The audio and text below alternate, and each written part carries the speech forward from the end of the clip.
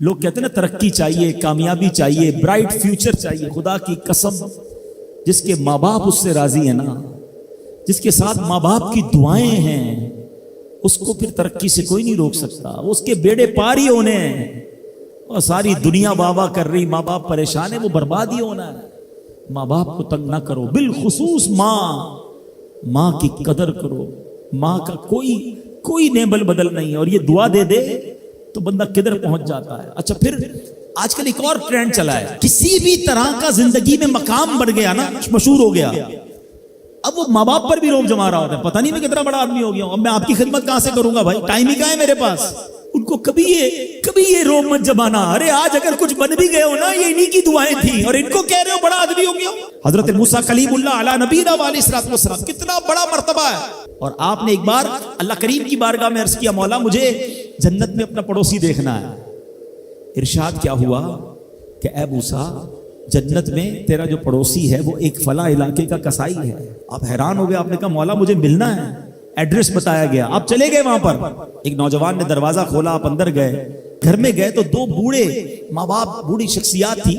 انہوں نے حضرت موسیٰ کو دیکھا، آپ کی رسالت کی گواہی دی، اور دونوں دنیا سے چلے گئے. وہ نوجوان کسی کام سے گیا، جب واپس آیا اپنے دونوں والدین کو دیکھا کہ دونوں کا انتقال ہو گیا ہے.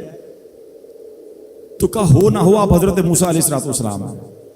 حضرت موسیٰ نے کہا میں نے تو نہیں بتایا کہ میں کون ہوں، تمہیں کیسے پتا چلا؟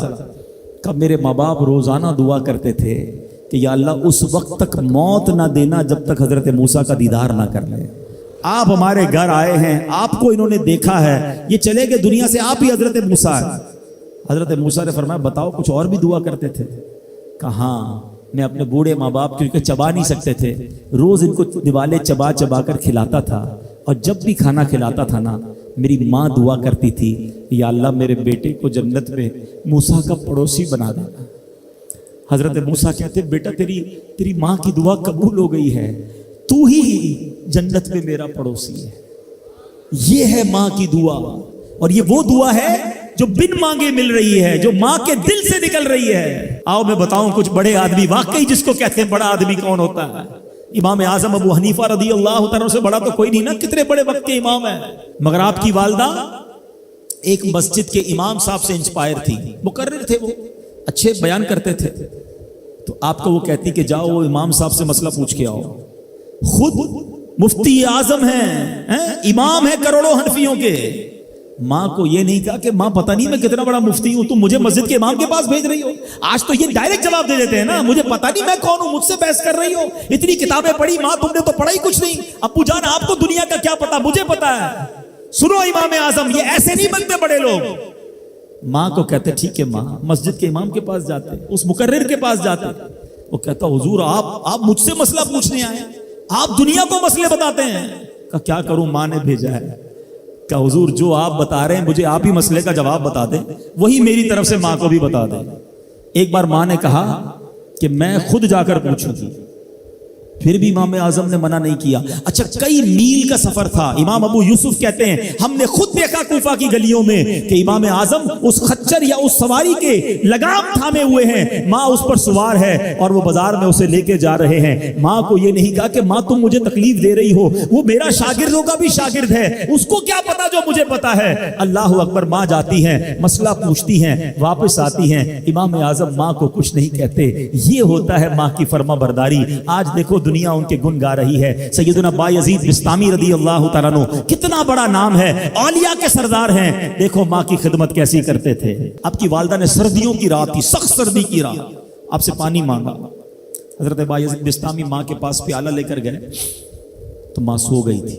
ماں کے سرہانے پیالہ لے کر کھڑے رہے، رات بھر کھڑے رہے سخت سردی میں. پانی تھوڑا سا آپ کی انگلیوں پر گرا تو وہ پانی برف بن چکا تھا. ماں کی آنکھ کھلی، دیکھا بایزید بستامی بستر کے کنارے کھڑے ہیں. کہا بیٹا کیوں کھڑے ہو؟ کہا ماں آپ نے رات پانی مانگا تھا نا، اس لیے کھڑا رہا کہ نہ جانے کب آنکھ کھل جائے. اب جب پانی دینے کے لیے پیالہ الگ کیا نا تو وہ برف چمڑی سے چپک چکی تھی، تو جب وہ برف الگ ہوئی نا آج سے خون نکلنے لگا.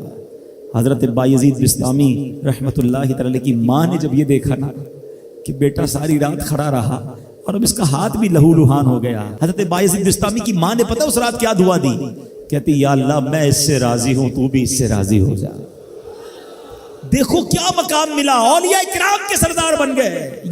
یہ وہ دعائیں ہیں جو دل سے نکلتی ہیں۔ ماں باپ کی خدمت ایسی کرو، اب کہو نا ان کے دل سے دعا نکلے۔ جب وہ دعا نکلے گی نا، پھر وہ کام بننے آپ سوچ نہیں سکتے۔